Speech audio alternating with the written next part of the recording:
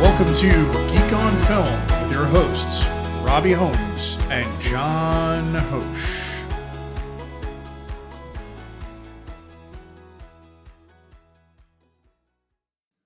Hey there, folks. Welcome to episode 31 of Geek on Film. I'm Robbie. Hey, guys. I am John. Episode 31. We're in our early 30s now. We're 30-somethings. And we spent some time with a black bear on cocaine this week. It was intense. That we did. We have lots of stuff going on. I was able to catch up on a bunch of movies that were triggered by other podcasts, to be honest. So we'll get there, but let's start off with some episodic TV. So I'm now, I think, through episode 3 of Poker Face. This show consistently delivers.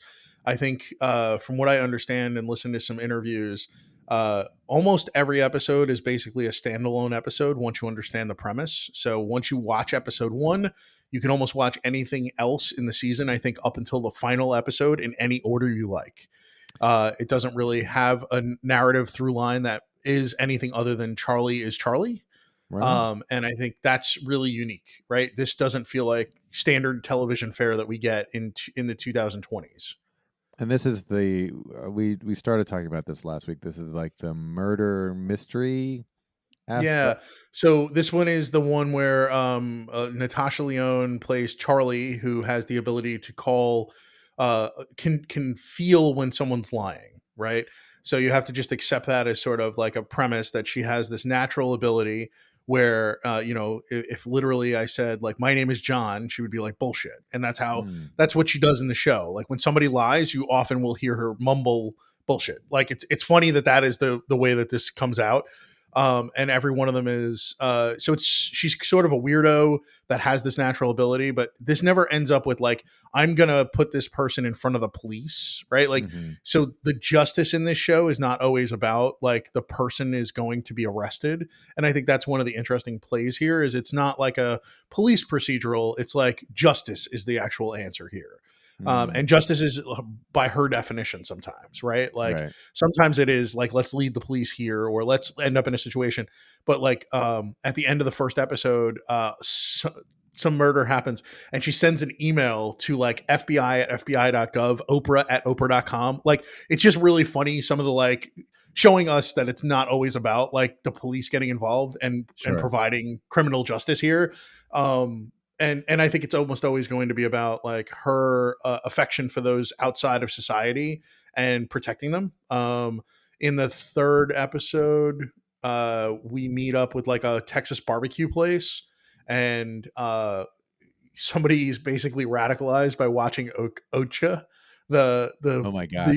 Yeah, he's like, I'm a murderer, and like wants to stop being. He turns into a vegan, and like that's like couldn't be more like smart-assy kind of premise for a show like this. And of course, the other people who are in this barbecue world don't want to give up. This barbecue is extremely well known. It makes a lot of money. Like they don't want to give up the world. So madness ensues. And the second episode was about like a person with a scratcher, but the person who gets blamed for whatever the murder is in that one is Hong Chow, and she's just a weirdo trucker that happened to be there, and because she's from an outsider and she's on camera like dumping the body out of her truck, they assume she's the murderer. And Charlie knows it's not her because she was with her, and she was nice to her, like, glued the hole in her stomach closed, so it's really about like Charlie's morality and moral code, and it's fun. I'm looking forward to watching more of these.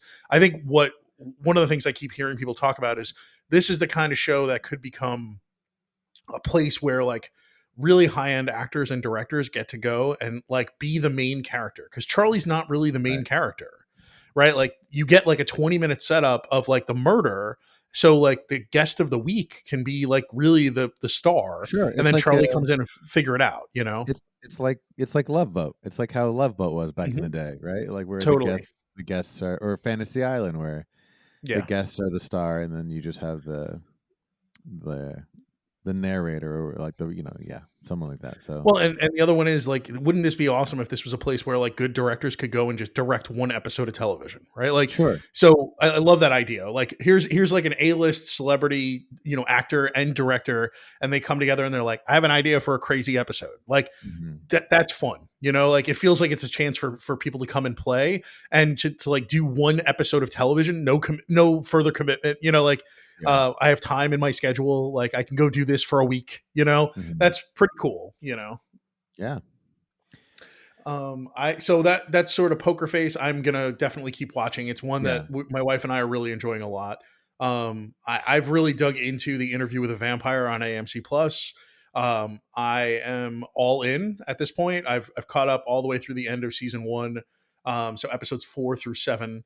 Um, it is a reimagining of the books. It's a Yeah. reimagining of what was going on there, and I love the choices that are being made. I think that the choice to have Claudia be uh, the actress, she's supposed to be 14, and she appears like, my guess is I would have guessed she was like 16 by the way we met her. Mhm. But they also have the ability, she's a very malleable actress. She could be anywhere from like 14 to 22 in my opinion, depending on Wow. how they dress her, depending on, she has this like real, like Kirsten Dunst, real malleability in that character. Yeah. But boy, the show is really about it really takes what Anne Rice wrote and adds a visceral, sexual, violent tone to it that's not there. Like it's even more.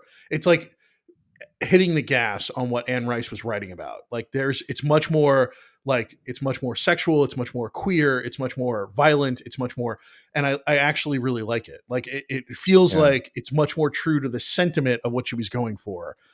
Even though that's not the way she wrote it. Like I feel like literally this is what, if she could have written a book that, because she did write books that were more sexual under a nom de plume, and she wrote more violent books near the end of her career Mhm. in this ecosystem. So this just feels like, it's taking the essence of Interview and really hammering down on that gas pedal. Yeah, like, I think, like, the movie was, it's a movie that reflects the time it was made in, and I Mhm. feel like this also, like, the television show from what I've seen kinda reflects, kind of this yeah, like, the sentiments of the time now, I think it's I don't know if I don't know if progressive is, like, a bad word nowadays, but I think that it's a bit more progressive.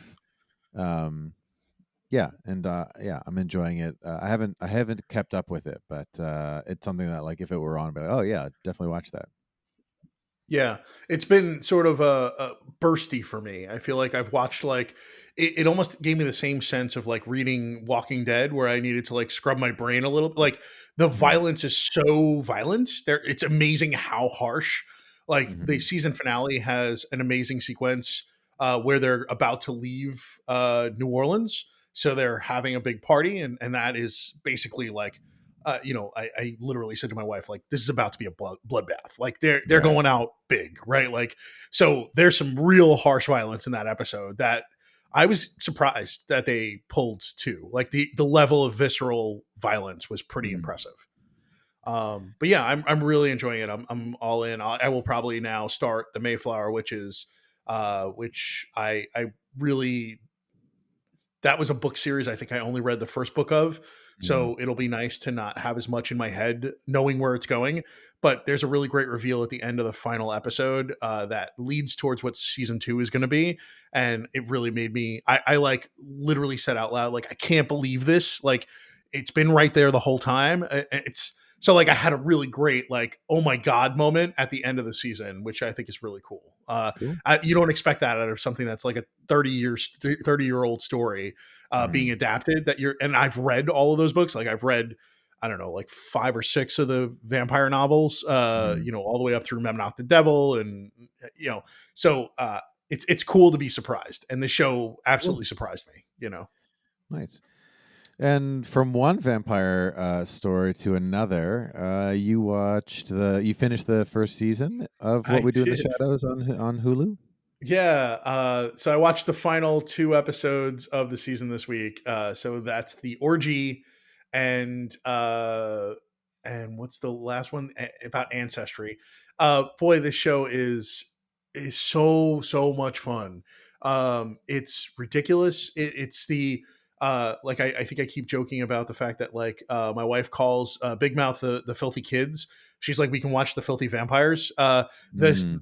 The orgy episode is really funny because there's an allusion to the fact that there's an orgy every 6 months basically amongst the vampire community, and if you throw a bad orgy, you're kind of marked with it for life. Mhm. And there's this great one of like, yeah, remember the orgy in 1937?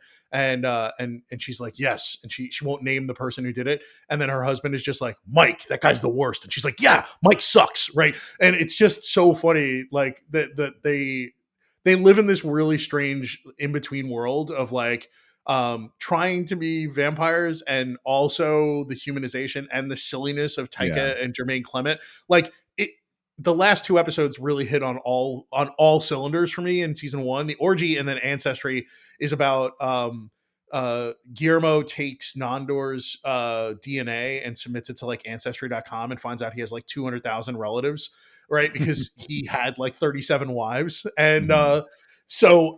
but there's one that's like living in Staten Island and she's like 96 years old or something like that. I mean, this show is just silly. It's so silly and so much fun. And if I need 30 minutes or 22 minutes of my life to just like sit back and laugh, I can guarantee I'm going to smile, right? Yeah. Like, I think every one of the actors knows their character is it's so perfect. You know what they're going to do before they do it, and that doesn't actually take away, right? Yeah. You're kind of just waiting for Nandor to be like blustery and ridiculous, or you know, uh, Matt Berry to be ridiculous, right? Mhm. To say something absolutely off the walls, right? Like, this is my favorite topiary. It's my mother's vagina, right? Like, just that is his character, like, Yeah. it should never surprise you, And Nadja is always going to undercut Laszlo, her husband, right? Like, it's a blast. The energy vampire, every time he shows, they use him very sparingly in the first season, and it's so awesome. Like when they get to the orgy, he's in like a leather harness and trying to and can't stop being a energy vampire. Like he's trying to convince, he's talking to people about things that are completely unsexy, and Yeah. he's just feeding off of these vampires. Like, and we know it because we know he's but it's so funny to watch. Like it's the 3 minutes of him at the orgy just boring the crap out of like five vampires. And I just kept giggling. I'm like, I can't imagine how much fun this show is to make. Like that. I'm at that point with the show where I'm like, I can see why these actors want to play these roles. Like Yeah. it's so silly and so much fun. Yeah. Just the simple idea of an energy vampire. Like I was so in love when they came up with that idea. It was so good. It's such a Yeah, great show. it Uh, really it blows me away regularly. So let's jump over to your show, buddy. I'm yeah. now really I'm up to episode 3. I am extremely impressed with the show. There is so many awesome small characters that get to be a Mhm. part of it up to this point. Like I think Allison Pill showing up in the third episode is she's such a breath of fresh air. Like she is so much fun and Yeah. so like indicative of that sort of Americana housewife feel. Yeah. But like the bubbling like vehemence that she brings, like when she finally somebody points out like you deserve better than this, and she's just like Yeah. rah, like her He's like, I do all that deserve like better than I this. do right like is so amazing. And then like listening to her leave a message, and it's this like 25-minute diatribe, and then it's just like, Yeah. sorry, we couldn't save your message. And like I just expected her to like throw the video thing out of the window. Like she's just at her wit's end. And it's just such a great little like snippet story in this larger story. I really am enjoying it so much. And seeing the interactions between Joey and Jack, and him trying to be his father without telling him he's his father, Right. and trying to train him to be a salesperson. Like, Mhm. just even the little stuff, like where they go to fix the garage door, and he's Mhm. like, you got any tools in there? And he's like, I don't know. And he goes in, and it's his old toolbox, right? And he's like, did you play with Yeah. these a lot as a kid? And he's like, no, I just called a handyman. And he's like, Yeah. well, the sadness of like, what about baseball? You play a lot of sports? He's like, no, not really. And like all the things that Jack would have instilled in his son and would have pushed, right? Like none of that happened. Yeah. I just love the subtlety of the way that's being unfurled for us as the audience. I feel like they're laying some amazing groundwork for like why Jack feels so guilty, like Yeah. and Jack realizing how much he took away from Joey by not being there, right? Like, and his guilt is sort of like emanating off of him. Like, here's a company car, right? You can drive it while you work for the company, like just Mhm. every aspect. Here's a tie. Here's a tie that was given to me by my father, right? Like, you Yeah. just all of it is there, and I'm so impressed with the storytelling for sure. I mean, the robots are cool too. Yeah, yeah, it's really fun to kind of see the scenes that involve no robots because I wasn't on set for those. And again, like to kind of see the larger story unfurl and kind of fill in the huge holes that I have since I didn't read the script as I was on set and just kind of focused on the duties of the duties of like what the robots had to do. And then Did you just talk in about robot duty? I did. And then so episode 4 came out and some really interesting things. There's some really interesting plot points in that. There was a lot of fun bot work that happened in that occurs in episode 4. Um but it's just nice like when the robots get the a nice little spotlight here and there. Nice. Um, and yeah, it's a really charming. I think charming is the right word for it. Yeah. It's just a really charming show. Billy Crudup is just like what a gem that man is. Again, he was really amazing to work with, and he was a gem on set, and it shows on the screen. But the entire cast is fantastic. So Yeah.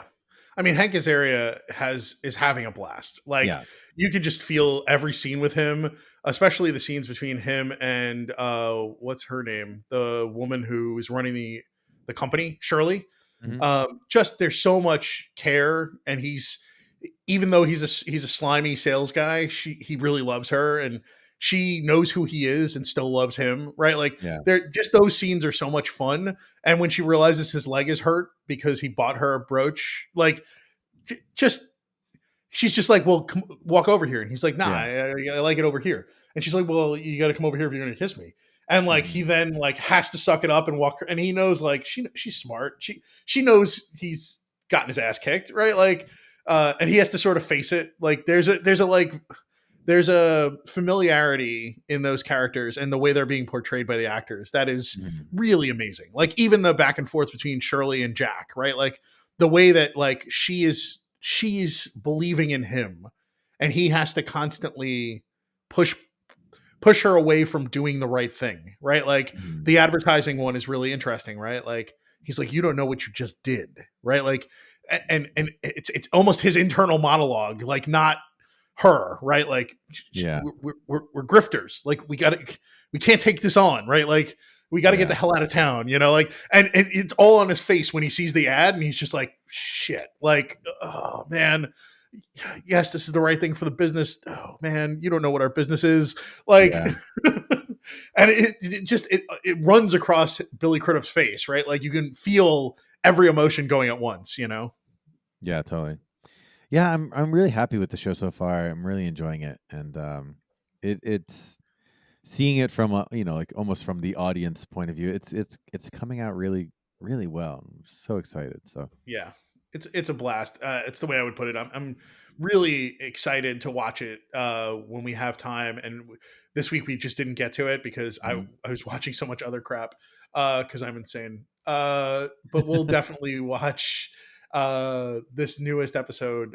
Probably this episode and the next probably by next week, I would guess. Yeah, Cool. Let's jump over to the show that's making me cry always. I should just live with a box of tissues. Friggin' Last of Us episode 6 was unbelievable and brutal and sad, and yeah, the episode that Pedro Pascal is going to win an Emmy for. Boy, what an amazing episode. Seeing Pedro Pascal and well, just Joel and Ellie have those moments of intimacy and their connection, and that the episode is called Kin, and this is the title is The Last of Us, right? I think the big mhm, thing that comes out all the time is who's us, right? mhm. Like, in this world it's Ellie and Joel, right? Like, and he gets Right. to Tommy and it's us, and he's no longer part of that us, right? Hmm. He's kin, they're related, but Right. it's not Joel and Tommy anymore, right? And also Tommy didn't bring Joel here, didn't call him and tell him to come, right? When you start to think about like he's been there for years, why didn't he bring Joel? Well, because Joel and Tess bring chaos, right? Like, Hmm. so he assumes Tess would be with him, right? Like, and they are not good people, right? Like Right. Tommy left that world. So I was so impressed with how subtle all of that was. Like Yeah. the title of the show, the title of the episode really wrapped up for me this entire show, right? Like this episode was the one that I'm like, God, you're just hitting on every theme. And also Pedro Pascal is getting a chance to like be vulnerable, like Mm. breaking down in front of Tommy and then being destroyed by Ellie. Just brutal, like, talking about Sarah, like all of it, it's just so impressive. Yeah. So we talk. We try to talk as pretty extensively about this show in when we see it each episode. I think if you go back 2 episodes, we talked about episode 5, Yeah. and so this episode takes place 3 months after the events of episode 5.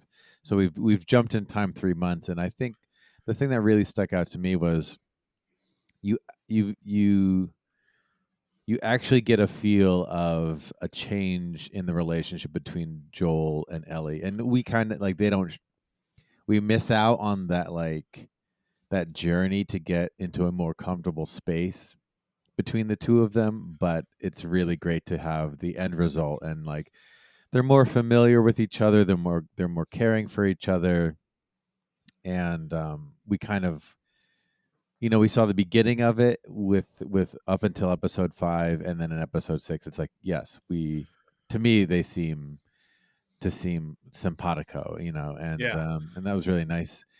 Yeah, And and I think the other one is like she has transitioned from being basically his the thing he's trafficking to being yeah, almost an cargo. equal, right? Like she's gone from cargo, like he gives her his alcohol and she's like still tastes bad, right? Like, Mhm. but like he wouldn't have done that a few months ago, right? Like Sure. she's with him, right? Like, and they're talking about like he's going to take the first watch and the second watch and tells her to sleep, kid, and then he falls asleep and she's standing guard when he wakes up. And but in that moment he's mad because he's mad at himself, and then she's just like, well, I checked my 6, I took the high point, right? I did everything you taught me to do, right? Mhm. Is what I think she's really telling him.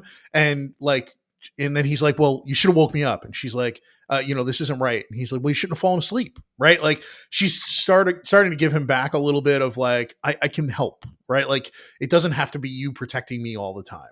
You've taught Yeah. me, right? And I love that idea of like, I checked my 6, I went to the high point, I looked, like she lists off all the things she does to tell him like, I'm you've taught me, right? Like Mhm. I listened, and I think that's part of their relationship coming to fruition, right? Is that like he's gonna have to accept her as not maybe not an equal, but in the same world as him, and not just a child who he's transporting. And I think Yeah. this is the episode where that finally happened. And I love they when they come across the old couple in the woods. Not every show would give you that, but Mhm. like the storytelling aspect and giving those actors a chance to like show another us, right, and another way that people lived afterwards. I think it's adding so much granularity to the world. Like not Mhm. everybody like lived in cities, right? There are these people that lived out on their own and weren't really as affected by the infected, and Yeah. I love that their world hasn't changed. It's this husband and wife, and this really great moment of him saying like, did you tell him the truth? Are you telling me the truth? Right? Like they're shorthand of like communicating, but two great actors getting a chance to like be in that space, in that world with them, and also give us a different perspective of the world they live in, right? Like Yeah. it's another us for us to compare people to. Yeah, I think that this episode in particular was the dialogue was extremely well written, and Yeah. the pacing was really good. And also, so we've now come to like it's winter time, and these are yeah, these are our first like winter scenes, Yeah, and like it's just gorgeous cinematography, and yeah, it's a lot of it very much felt like a western where you pull back the camera and you show the entire landscape, and you have like very small people like in the background, like crossing the entire from one corner of the screen to another, and there was a lot of that, and yeah, just beautiful, just really really beautiful. yeah. Also, like really creepy scary monkeys in this scene. They gave me a little bit of a jump scare. It was interesting. So I think we'll leave the end of the episode for where it is because I think the next episode is going to be really interesting. But if you are, if you're still waiting to watch this till it all comes out, the show is dense. You're going to need time to unpack it mhm. on a regular basis. That would be my way of approaching it. Like, I don't think this is Yeah, a show you're going to be able to binge in a weekend, right? Like, I um, don't think you can binge the show. and I think the other one is like jump on the train. Like this, I know there's a lot of hype about this show, but boy, I think it has earned all of its hype.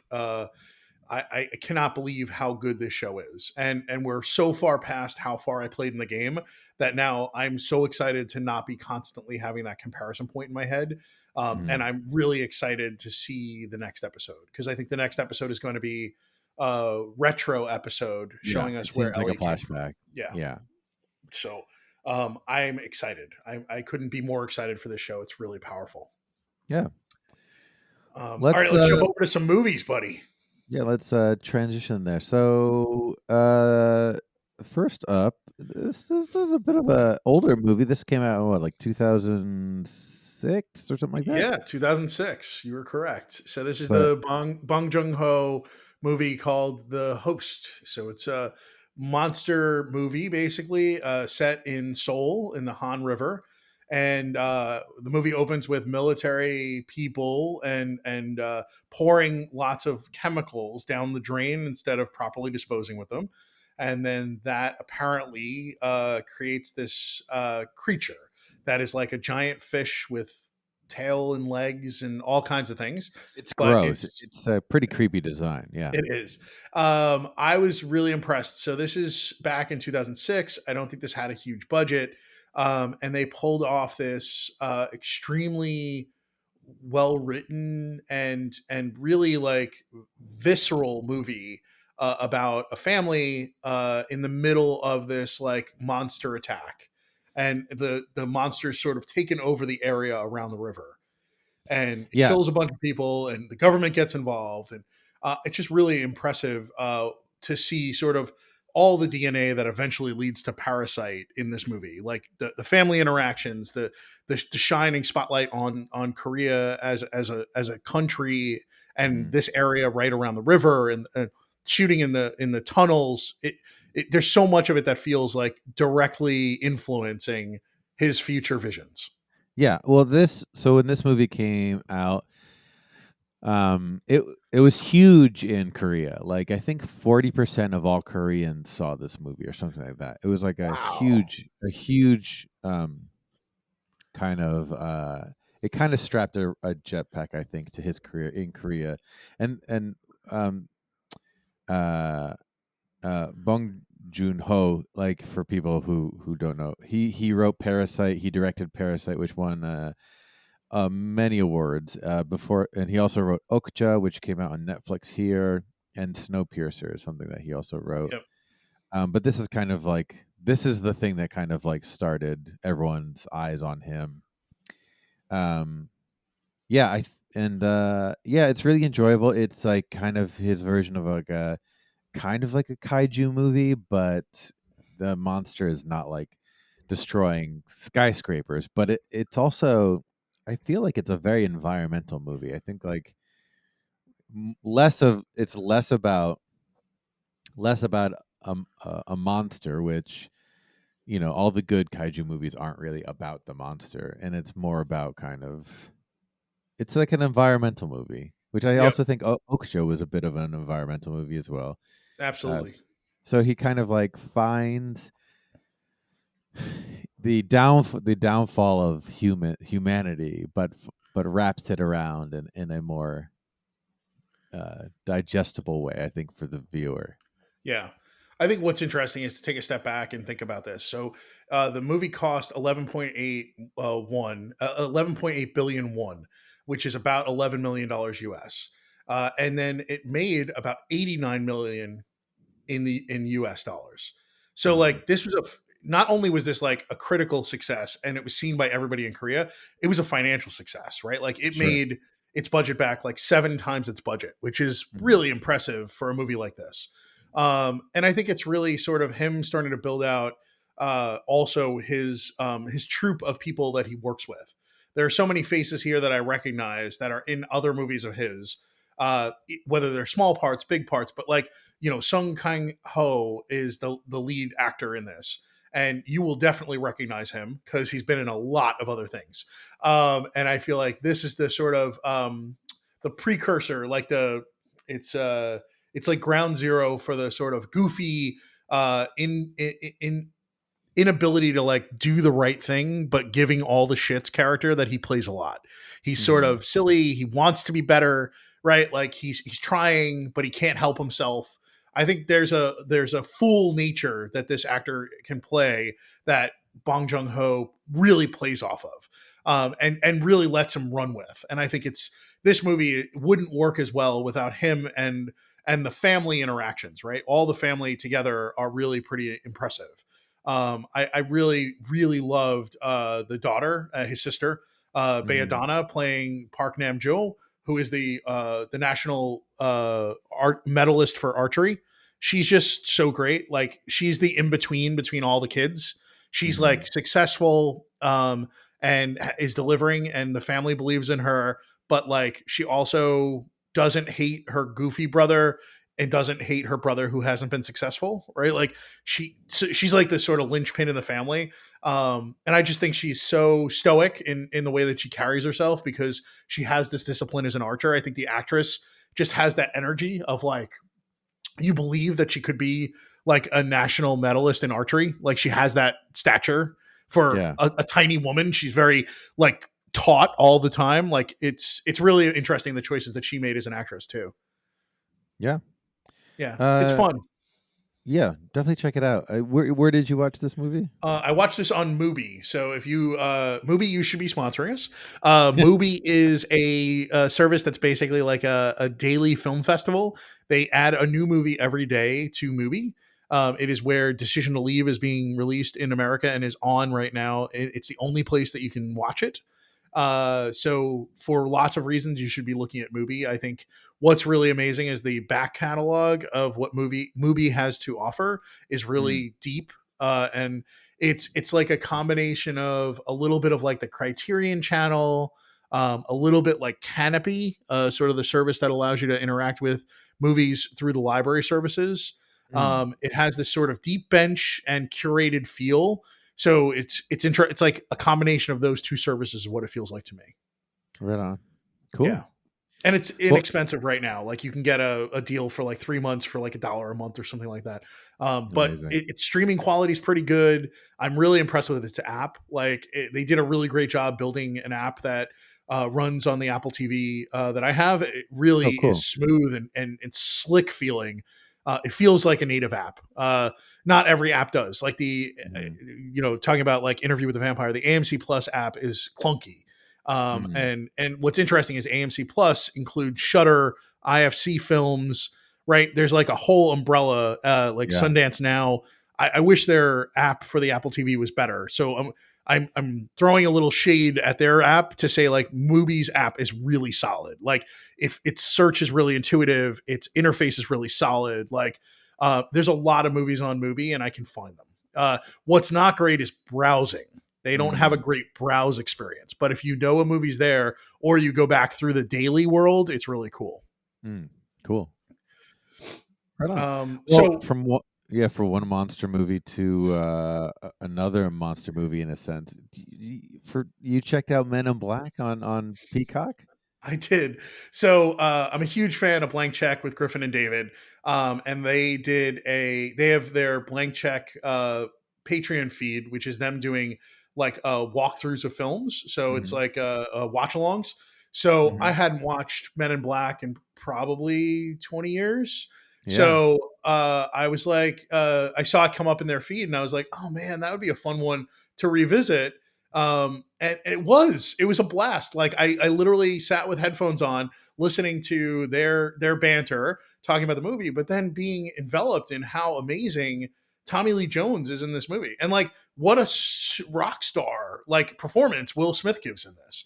Like Yeah. it is unbelievable. Like you can feel the moment he became a superstar is, you know what the difference between you and I is? I make this look good, right? Mhm. That is the moment he became a movie star. Like he was already like a big action hero. He was already becoming that, right? Like, Independence Day had come out just before this, so he was really making this like big scene movie guy. And I think the moment that he transitioned was that like the camera turn to him in the black suit putting on the sunglasses, right? Like is one of the Mhm. most like visceral, like you are now America's movie star, right? Like, Yeah. and it's funny to feel it in that moment. He's super cool before that. Like everything he's doing is like, super cop is really amazing, but that moment is the one where like everything changes. Like I think that was the moment in his career where like he will open mega $1 million films.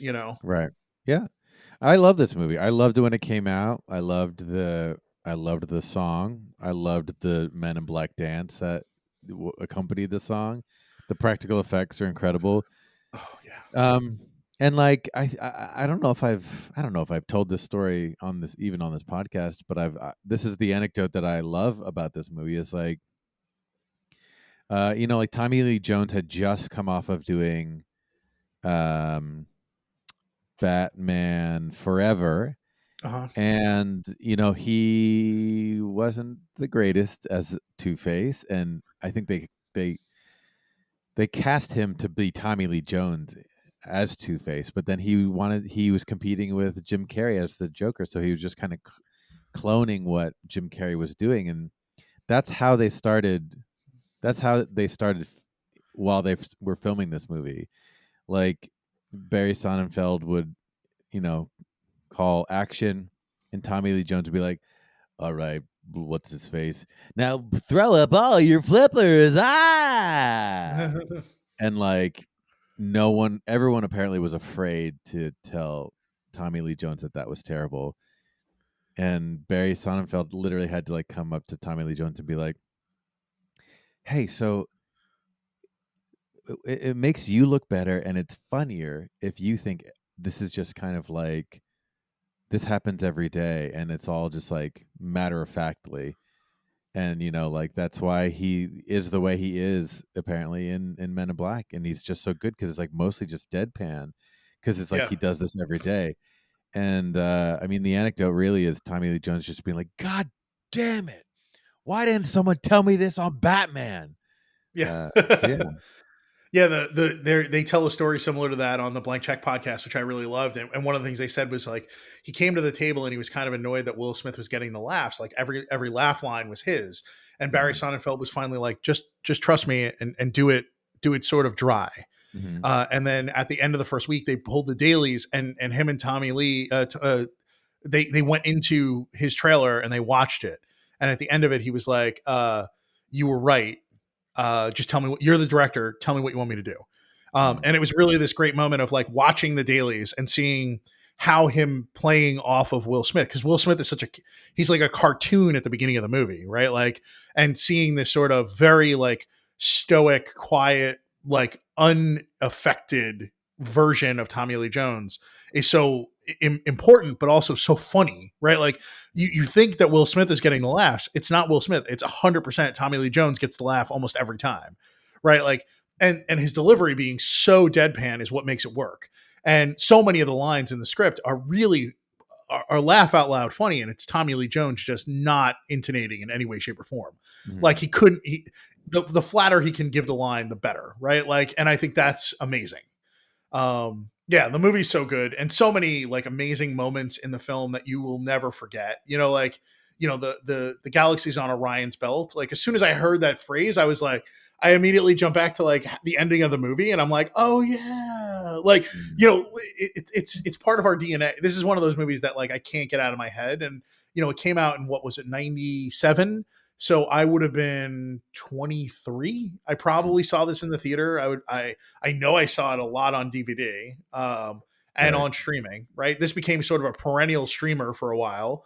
And it really just worked. Like it was such a it is such a tight like hour 38 minutes, right? Like there's no fat on this movie. Like Mm. every scene is adding a little bit of seasoning to the main story.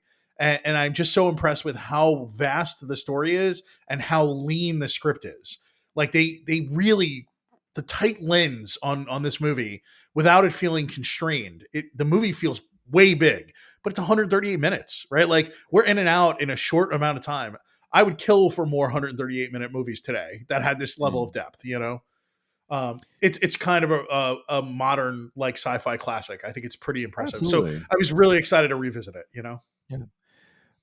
From one streaming service to another, you checked out Train Spotting this week. Yeah. So Danny Boyle, they're my friends over at the Blank Check podcast. They do their idea is that they go through the filmographies of a specific director, and that like they talk about the fact that like a success will eventually give them a blank check to make whatever film they want. So that their current director, the auteur they're following is Danny Boyle. Mm. So I haven't seen Train Spotting since I saw it probably on streaming the first time or on DVD.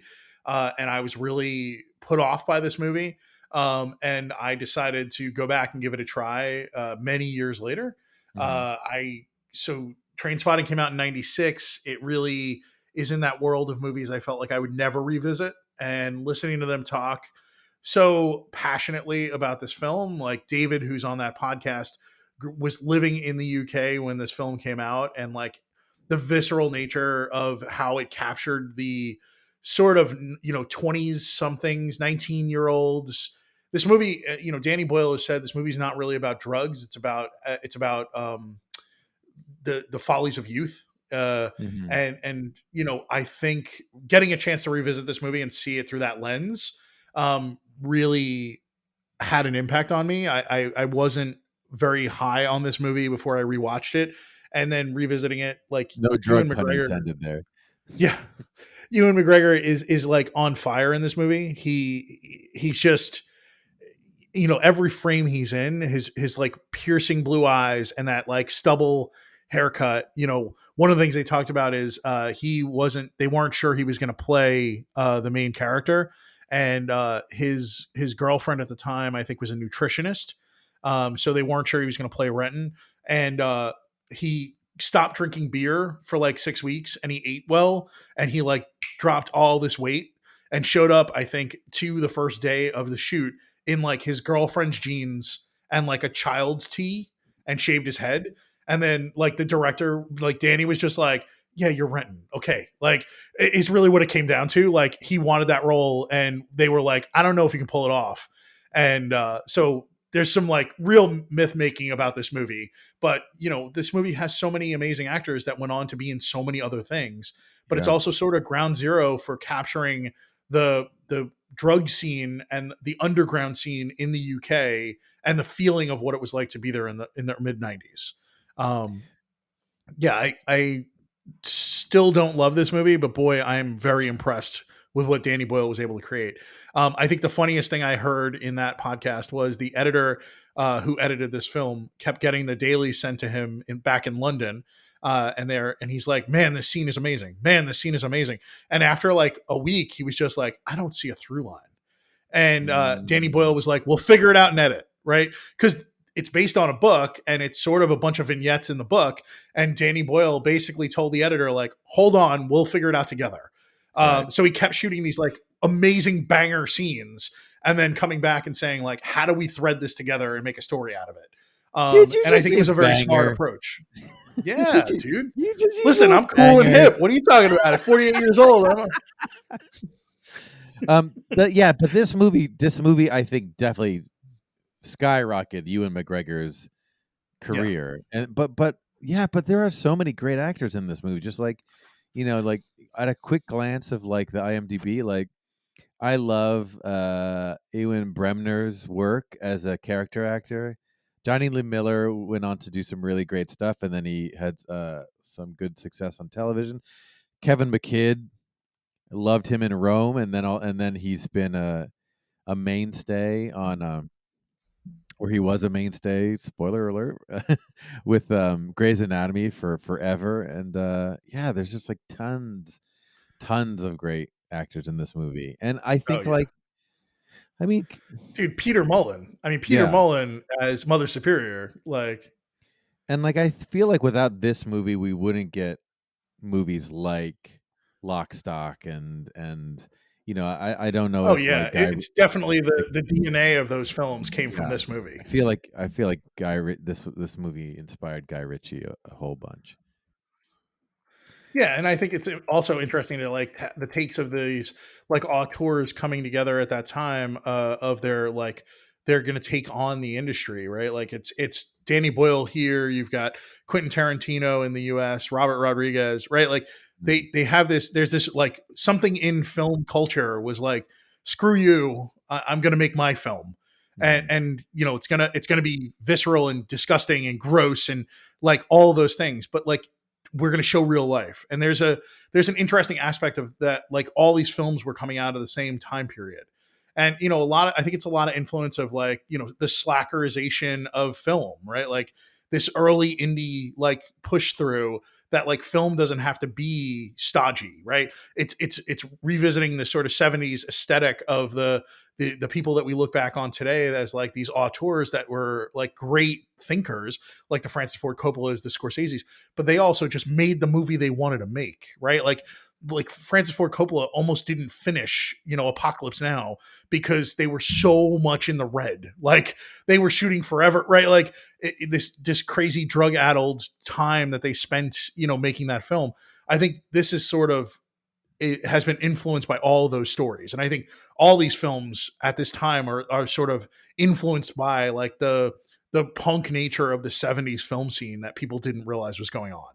And the stories were coming out when these directors and writers were actually like making their films and going to film school or reading books or listening to stories, you know. I think it's interesting time to see all these films being made. hmm. Did you watch anything else by Danny Boyle perhaps this week? I did. I watched Shallow Grave, so the movie he made before Train Spotting, and it also has Ewan McGregor in it. It's three three roommates come together. The three roommates are Christopher Eggleston, who plays David, Carrie Fox, who plays Juliet, and Ewan McGregor. And then they have an open bedroom where they basically solicit for a fourth roommate. I think the Mhm. key here is they are not people who need the money. They're all kind of yuppies. They all have good jobs, so they get to sort of lord this. You want a room in our cool house, in our cool apartment? Show us that you're cool. Is what it feels like, and they have these like really great interviewing scenes at the beginning with like multiple people, and you know Ewan McGregor plays Alex, and he's just sort of a chaos machine in this movie. You know, especially interacting with the possible roommates. He says like all kinds of crazy stuff to them. He's like, so have you ever killed anybody? Do you fancy your mother? Like just all these like off the wall lines asking these people to try to make them uncomfortable because Alex is an asshole. Mhm. And the movie is really about what ends up happening is they find a roommate. He's absolutely not alphaed by any of them. He's much more of an alpha than they are, and he is sort of probably a drug dealer, but he's a tough guy who has a lot of money, and then Mhm. ends up dead in his room. And they open the door finally, and he's dead. And under his bed is a suitcase full of money, and they're not sure what they're going to do with it. And they leave him there for a couple of days, and they make the decision to finally cut him up and bury him in the woods and keep the money, and that's where everything goes sideways. But Right on. it's really the rest of it has almost nothing to do with the rest of the story. The big Mm. takeaway is this is a breakdown of these three roommates and their relationship together. I think one of the funny stories I heard about this movie is the apartment. The movie cost, I think it was $1.3 million to make, and $800,000 of it went to the apartment and all the furnishings in the apartment. So Danny Boyle took like all the actors and they lived in that apartment for like a week before they started rehearsals together, and Mm. then they started rehearsals in that apartment. And Christopher Eggleston, who's kind of a known curmudgeon, was asked about that, and he was like, "You know what we learned in that week? That we don't like one another, right?" Like, and it's kind of perfect. If we were going to write a story about what you thought Christopher Eggleston thought of Kerry Fox and Ewan McGregor, it would be like, Uh, kind of don't like those people. It's really funny. But yeah, the movie's really great. I think you see early peeks into what Christopher Eggleston has to bring to the table. This sort of like awkward intensity, like is the way I would mhm. put it. He's really Yeah. good as in this role, and I think Kerry Fox. I almost wish she had gotten further. She'd gotten bigger out of this movie. She's Mm. like so. She's she's like this rock in the middle of this movie. Never flapped by David or by Alex, and yet still has emotions. She's this like the whole apartment revolves around her is what it feels like. She's the one who sort of is the anchor of this group of roommates, and they all want her affection but attention. I think she's like Mhm. the mother of the house, and she's so good in this role. And Ewan McGregor has this amazing like feathered hair and like this like lighter feathered hair and these like crystal blue eyes, and he's like the epitome of like that obnoxious like yuppie kid who is making too much money and has no respect for anybody else. And it's great. You see everything Ewan's going to do for the next 10 years is kind of in this role. His manic nature, his ability to be frenetic, and you can see why Danny Boyle considered him to play Renton in Trainspotting just a couple years Mm. later. It's there, right? It's sort of under the surface of this soft boy, you know. Yeah, it's super fun. If you haven't seen it, go see it. It's amazing. Apparently, they ran out of money for film for the final scenes, where they shot scenes with policemen being interviewed or interviewing them in their apartment. Mm. So they went back to the studio and asked for more money, and they said no. So they sold off other stuff in the apartment to be able to buy. So the stuff they had bought to make the film, they sold to buy film to film the last scenes. Like it's really a DIY situation. Like it, yes, it was funded by Channel 4 Productions, but like Danny Boyle is just figuring it out. Like Sure. everybody's just figuring it out in this movie. It's probably their own costumes. Like I can't imagine like that there's a lot else going on in this movie. It feels very homegrown. It almost is like a step up from a high end student film, and it's really pretty amazing. Well, this is early on in his career, right? I mean, Yeah, he's. I'm sure he's learned a few things. We know that he's learned a few things since making it. yeah. Back in the day, and uh, I think it was episode 25. We did a review of a film that we both really really enjoyed, which is now available to stream on Peacock. But not only that, but the unrated version, which I think we were both really hoping there was going to be a version that was unrated. Well, Megan Megan unrated is now available on Peacock. It is You and you Mithrigan. Mithrigan unrated. Yeah, it's. I watched this on Friday morning before I went and saw Cocaine Bear. Just Mhm. probably to Cocaine Bear's detriment, to be honest. I watched this movie. The unrated version does not add that much to it. Is Okay, what I would okay. say. Good to know. Good to know. It's got a couple of more. There's definitely a little bit more blood, Mhm. and a little more viscera, like Sure. in some of the kills, but nothing that really I think made a big difference. Like this doesn't. This is not like an NC-17 rated movie. If they decided to take it, it would have probably been an R rating. Gotcha. It's turning the dial from like 5 to 7. It's not like turning Mhm. it from 5 to 11. It's really a soft unrated is the way I would put it. Gotcha. They obviously rendered some of these scenes with the hope that they'd be able to squeak it in under the PG-13 rating, and then had to Yeah. make minor alterations. Mhm. Okay. That's good to know. I watched it this time instead of on my main television because my wife was working. I actually watched it in my office on a 27-inch monitor and with Okay. headphones. And the reason I bring that up is the use of sound in this movie is really really well done. Cool. Having headphones on, hearing Megan walk around and hearing the gears, you can Oh, hear it a lot more.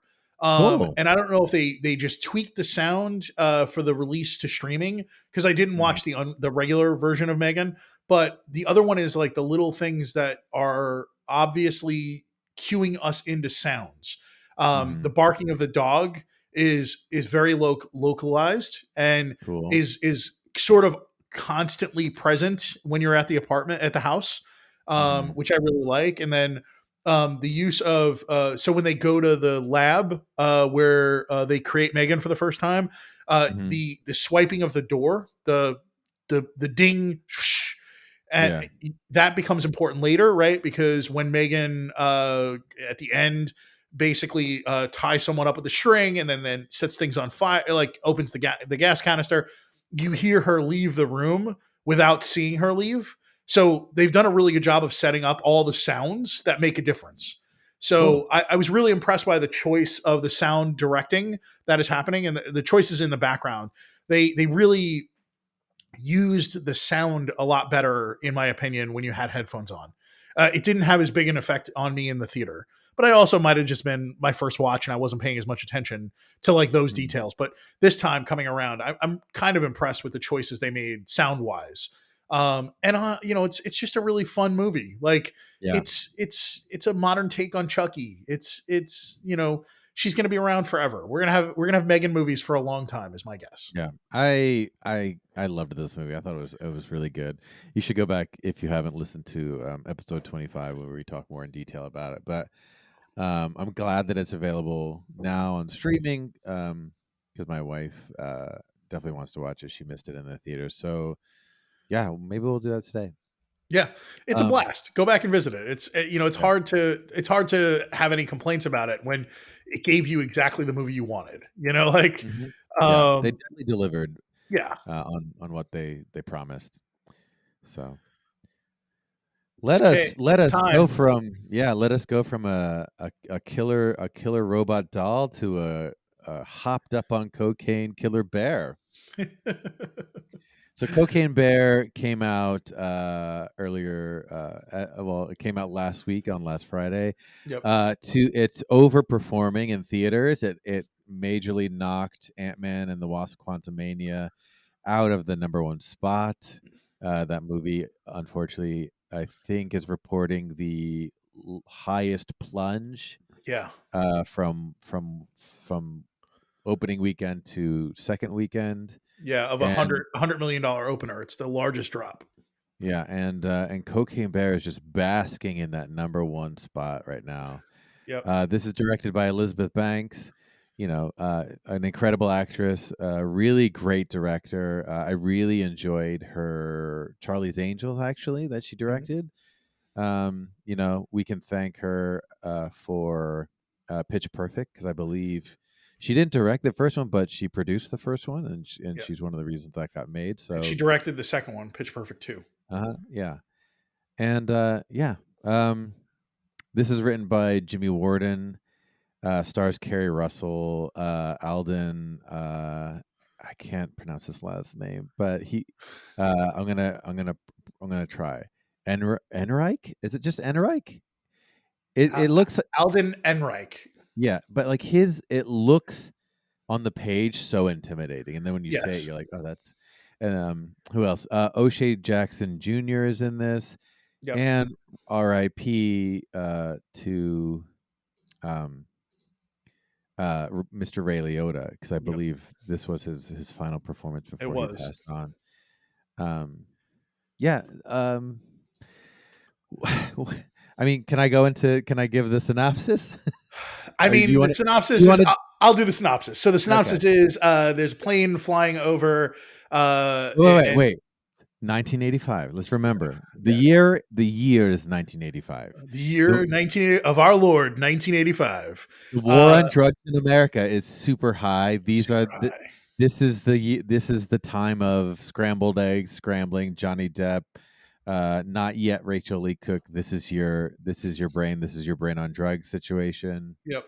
Uh, this is the war on drugs Time. era of Yes. our nation. Go Uh, ahead there, sir. yeah. So this drug smuggler, the plane is about to go down. He starts throwing bags of coke out of the plane. Eventually, yeah. Well, I was gonna say, I just to specify here, this is something that he actually does normally. Oh no, only if the plane's going to go down. That Are was you? my thought. I my thought was that he normally throws cocaine out the window, but maybe I just interpreted it wrong. So go ahead. Sorry. That's fine. So the this is all happening over Knoxville, Tennessee, and Based on true events, by the way, guys. yep, based on a true story. So bunch of coke gets thrown out of a plane. He goes to jump out of said plane.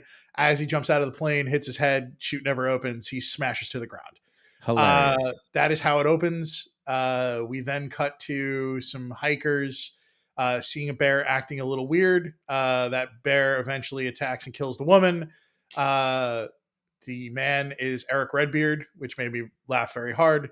I love that From Game of actor. Thrones. Yeah, he Yes. literally is playing the character from Force Majeure, is what it feels like to me after rewatching that movie recently. And what you end up with is the bear is high out of its mind on cocaine, and hence the name movie of the movie being Cocaine Bear.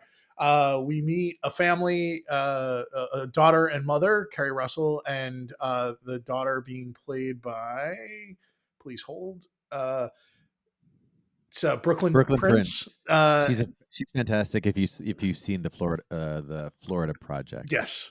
And then there's so many storylines, it loses me. But her best friend is Henry. They go to the park. They cut out of school because Dee Dee, who's Brooklyn Prince, wants to go and paint the falls. She's a painter. And they run into said Cocaine Bear. There are O'Shea Jackson and O'Shea Jackson Jr. and Alden Eilenreich are We're gonna say paired his name. We're gonna say his last name different every every time. different time. Yeah, so we'll just call him Eddie. So Eddie and David come together, and they are trying to find the coke that was thrown out because Eddie is the son of Ray Liotta's character Sid, and O'Shea Jackson works for him, and they go to Tennessee to get said coke. Sid is a mobster drug dealer in St. Louis. Uh, this is a common pattern. If things go bad, I think this is what happens. And then all kinds of crazy stuff happens. Well, also there's Bob, who is a detective who just recently adopted a really adorable That is true. little dog. He is on. He is the law enforcement agent in a way that is following, has been tracking Sid for a long time, and he gets a hunch, and that's why he goes out. But Isaiah Whitlock Jr. is hilarious and Yes. is wonderful and has so many great scenes. We have to get to the ranger. There's a ranger, and that ranger is played by Margot Martindale. She's my standout for the movie. I love her in this.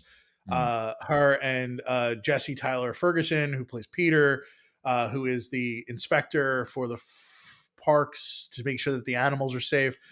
She has a crush on him. The whole all the scenes with her and him. I want a whole movie of them, to be Mm. honest. But yeah, so the movie goes chaotic. There's three kids that basically stalk the park and rip people off. They end up running into David. Yeah, just wacky. Talking about this movie makes me sound like I've done a bunch of cocaine. It's ridiculous how many storylines there are for what should be such a straightforward movie. What are your first impressions, John? I had a great time. I thought this movie, for a movie that's called Cocaine Bear, it delivered 100% and then some. Some of the things, so the writer of this movie put everything he had in his brain into this movie, and the studio allowed all of it. Yeah. There are young kids in this who take cocaine, and it's hilarious. And he's like, he can't believe that he got away with that. There's a lot of kills that this crazy cocaine bear does, and they got away with it. So he was just as surprised as as the audience will be, that there are things in this movie. But honestly, uh, it's really well shot. Like, I think that this movie is really well done. I think there are horror elements in this movie, and like how you shoot a good horror movie. There are comedy elements in this movie, and they're shot really well. I think Elizabeth Banks is a fantastic director, and I hope, I just hope she keeps working. I don't know if it was a joke or not, but I saw on Twitter, like, she's like, if the script's right, I'll direct Cocaine Shark next. So So I'm going to disagree with you. I feel like, especially the sequences near the end, they make it to a cave. Everything is very dark. It's hard to even see what's going on. Like, we lose the thread of the story that's happening because of the choices that are made with the shooting. So I had a little bit of a problem with the way Elizabeth Banks made some choices. It may have been her, it may have been a director of photography, but I think the choice to shoot all of that at like a twilight time in caves and then under a waterfall means that we Mhm. as an audience are like kind of squinting to see everything that's happening. Like, the choices there are rough for storytelling purposes. I like the establishing shots of like that ledge under the waterfall, but everything from like the cave itself to the final 15 minutes that takes place, except for the stuff that goes like above the waterfall, right? Because the Mhm. lighting changes, but like everything that takes place on that waterfall, I'm like finding myself desperately trying to see what's happening, and Where did that you see the sucks. movie? Where did you Um, see the movie? I I didn't have a saw it. I problem. saw it in AMC, and it was not their big theaters, but it was fine, in I my s opinion. Yeah, I mean, I saw it at AMC, uh, as part of their laser, Laser AM IMAX. not laser IMAX, just AMC laser, and Okay. I didn't have a squinting problem. Yes, it is dark, Yeah. but also, like, I hear what you're saying, but also, like, by the end of that movie, you're like, you know what's gonna happen, you know what I Yeah. mean? Like, okay, the kids are back with the mom, they're not gonna die. Yeah. Randy is here, he's definitely gonna die. Um, so yeah, Well, I but think my problem was I wanted the movie to either be more campy, more funny, or more horror. And it sort of keeps dipping its toe in and out of like, here's some family stuff and here's some crazy stuff and here's some, and it never really chooses a tone. So for me, the tones of the sections of the movie didn't mesh. Like, what I was saying is my favorite portion of the movie was definitely the park ranger sequences, because I feel like that Mhm, got the tone of what I was hoping for in the movie, which is this like madcap chaos, like characters, weird over the top characters. I think the three like kids who attack David and then are in her room, right? Like, all of that mhm. is the tone I was hoping for. There's all these other aspects of the film. Like, I think the kids over the topness and the way they talk is really fun. I think I mean, the great line that's in the movie of the kid being like, and there was a bear and it was fucked, like, is from like this very innocent looking little boy, Yeah, is he was great. exactly the tone I wanted, you know? Mhm, But I just think the movie has like 15 to 20 minutes of the tone I was looking for. And then like the other 70-ish minutes were in different aspects of tone that didn't give me enough camp, enough violence, enough comedy, enough. There's all these other storylines that felt like they were extraneous to the story they were telling. Like, this could have been a lean 87 minutes, like Cocaine Bear. There's a couple of setups, a couple of kills, a couple of characters that we get to know. But in the end, like, we're starting to describe this and we're talking about like 12 characters for like a 97-minute movie, like about a bear on cocaine, you know? I just felt like lost in the sauce at times, you know? okay. Yeah, I mean, I think that, like, if you're trying to give, like, every character their just due, yeah, but I think when you boil it down, it's like Cocaine Bear is the star of the show, Oh, yeah. and then so, like, that's what it comes down to. It's like, and obviously being a mo in you know, I think that in the true events, no one actually died, No. in in in the story of Cocaine Bear. But if you're gonna set up like you know, a horror comedy movie, you need fodder. So, Yeah. um, I think I don't know. I I think I thought that they juggled the storylines fine. Like, because like if you got too much of any one of the stories, it would have just been too like isolated. Yeah, So like, the idea that it's a park and a lot of like even when you think of it as like a national park, um, heaven forbid that more people like like if it was during a season where like there were more campers, so yeah, I think that body count could have been higher, but I think it would have been. It's already ridiculous, and I think yeah. that it was the right amount of ridiculous for me. So I think where it falls short for me is I think there's like four storylines, and I think the storyline of the cops and the park rangers could have probably been merged, right? Like because we're bringing in extraneous aspects of this, and I don't think it made any big difference that Officer Reba is there at the right. Like there's, I think if they had narrowed in the focus a little bit, we could have spent a little more time with the park rangers, a little more time with the kids, a little more time trying to find the kid. Like I just feel like there's, that the mobsters are going to come and try to get the coke, right? Like that's obvious from the premise Mhm. of the movie and the sort of setup. The having this mystery detective have a gut feeling to drive to another state to be a part of figuring out what's going, like he has no authority there. Like there's all these things that story adds in an incredulity to me and an unbelievability. Yes, it's over the top, it's chaotic, but like this is a portion of the movie that probably didn't need to exist. Whereas like if I like that would have been the one storyline I may have cut from the movie to allow the rest of them to breathe a little bit more. Yeah, but I love the fact that he really wanted a dog. And he gives like and like I mean So his couldn't he his have been like the boss park ranger? no, And why because not? because like that's boring. Like I, you're I don't know. talking about I'd drugs. watch. Yeah, Like you have to have cops involved when you're dealing with drugs and like drug dealers and all this other stuff. And yeah, have it as like a nice, sensitive guy who all he wants is a really sweet, sweet dog. yeah. I I was don't okay know. with it. I think my big thing is I feel like it didn't land hard enough in any one of its story elements to carry the movie along. I felt like the tones kept varying too much for me. I didn't want it to be one flat movie, but the premise of like Cocaine Bear is like madness is going to ensue. And there were times where like at the gazebo where that scene takes it eventually gets when the bear finally arrives, then it unfolds a little more. Like I, when the bear is on camera, I found it more intriguing and more fun. But like the setting up of the human characters felt like a little too much eating my vegetables at times, is the way I would put it.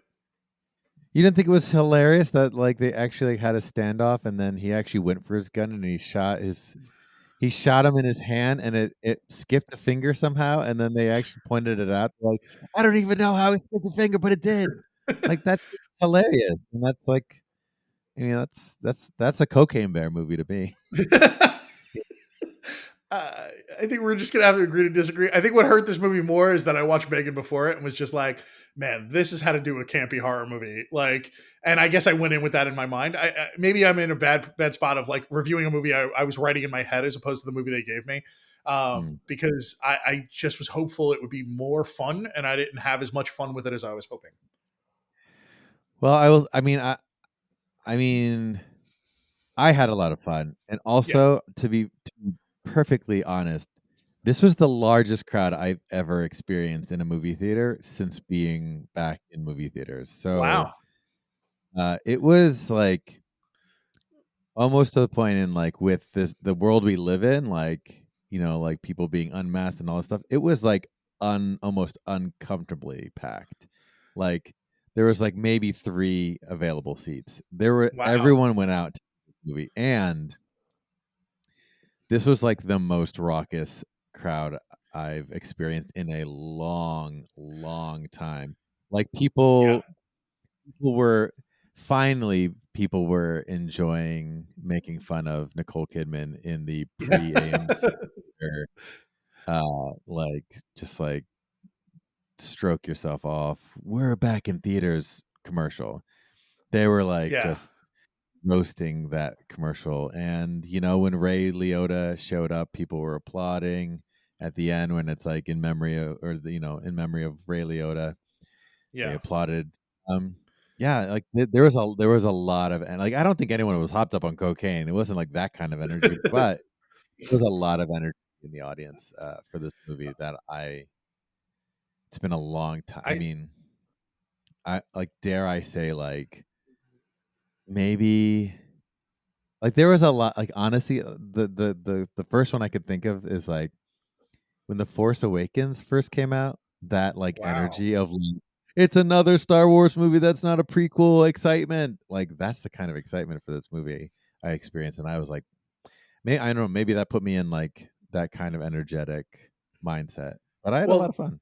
the theater I was in was an afternoon showing, and there was probably about 25 or 30 people there, so more than I was expecting for sure. Mm, And what was really interesting about it was that there were people in the audience that were on board. mm, There were very loud guffaws, lots of like whooping it up throughout the movie. I could hear a lot, so it was good to see this movie in a theater. I feel like if I sat on my couch, it would be a completely different experience, even more so than what I just saw. mm. So I was glad to see it in a theater, and I was surprised the amount of people in an afternoon showing on a Friday. No, It's got some energy for sure. People are excited to see it. I think it was it's mostly the idea that like I can't believe there's a movie called Cocaine Bear and it's actually happening. It's no not one like a can believe. trailer in a Quentin Tarantino movie, right? Like it's not a grindhouse movie. Yeah, I don't think anyone can believe that this movie got made. So, Yeah. um, no, I'm It just was excited fun, that it's not as happening. much fun as I was hoping for. I'm Mm, not trying to yuck your yum. I'm glad you had a really good time. I think I'm interested to see what Elizabeth Banks does next. One thing I saw that made me laugh was it was a large alligator and its eyes were red and it was like meth gator coming in July of 2023, and I was like, oh man, are we about to have like Sharknado influenced like drug infused animals be the next thing that happens? And I think it's happening. So, I'm all for it. Bring it on. It's all good. I mean, I think that's it for us this week, yeah. unless you got more to say about this amazing film. I mean, I don't think they need to diversify the drugs in which the animals take. I think it can be cocaine.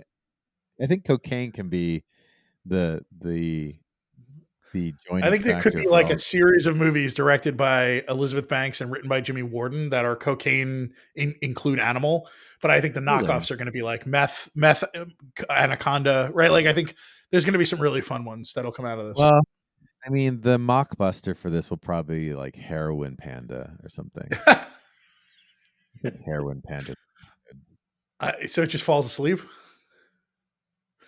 Yeah, well, whatevs. I mean, they're in a pile already of like that. bamboo. Yeah. I guess, yeah. I mean, so that's the thing, like, right? Cocaine is like the drug that like amps you up. So it has to be Could be speed, could be meth, could be yeah. There's some other ones. All right, no more drug talk for us.